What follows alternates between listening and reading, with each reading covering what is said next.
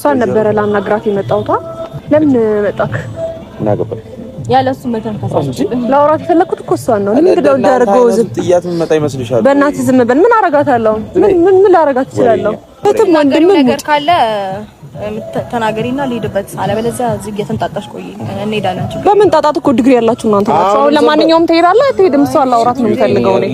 እሺ ስለ ስርዓት ባለው መልኩ ሂድ። ጠብቀኝ። እሺ ሂድልህ ነው የርጎዝም አንቺ ደብል ምላስ ነው እንደ ያለሽ በእናትሽ። ኧረ አንቺም አልተባለም በኢየሱስ ስም ሰው እንዳይሰማሽ። በቃ አሁን ለማንኛውም ወደ ገደለው ስገባ ሁለተኛ አብርሃም እንታዳምጪኝ ከሆነ አብርሃም ቤትሽ ሲመጣ ልጁን አሳይተሽ ከፈለሽ ሰላም አለ ማለት ትችያለሽ፣ መብትሽ ነው። ከፈለሽ ሰላም በይው፣ የፈለግሽ ነገር ማለት ትችያለሽ።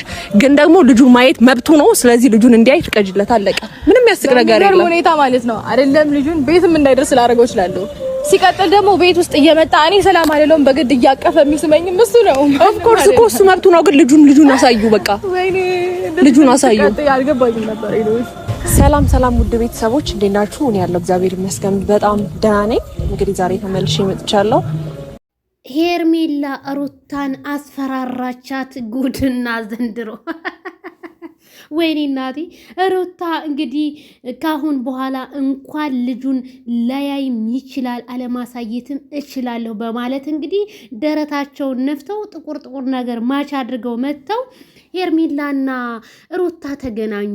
እንኳንም ተገናኛችሁ። እሺ ይሄስ ጨበሬ ደግሞ መቼ ነው ሩታዬ ካንቺ ጋር የሚነጠለው ማለት ነው? እና አብሮሽ እንደማስቲሽ ተጣበቀ። ትዳርሽን እየበታተነ ነው ሩትዬ።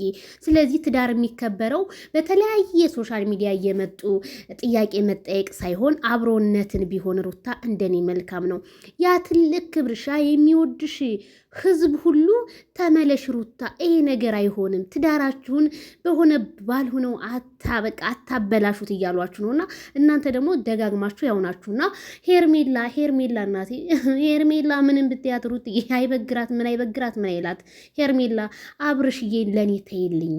አዎ ይሻላል። በአደባባይ እንደዚህ ተይልኝ ስትሽ ሩታ እኮ ይዋና ትታልሻለች እኮ ሄርሜላ። ምንም መጠየቅ አያስፈልግም እንዴ። ጉንጩን እንደፈለግሽ እየሳምሽ ሄርሜላ ከረሜላ ላንቺ ነው ጊዜው፣ ምኑም ዘንድሮ ላንቺ ነው።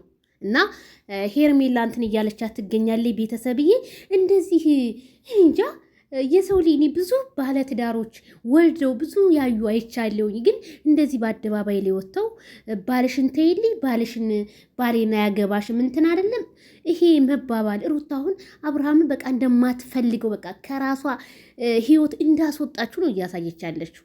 እሺ ካስወጣሽው አትገናኝ ከሄርሜላም። እንዴት ባሌን የነጠቀች ጉንጩን የሳመችው ሴጋ እንዴት ትገናኛለች?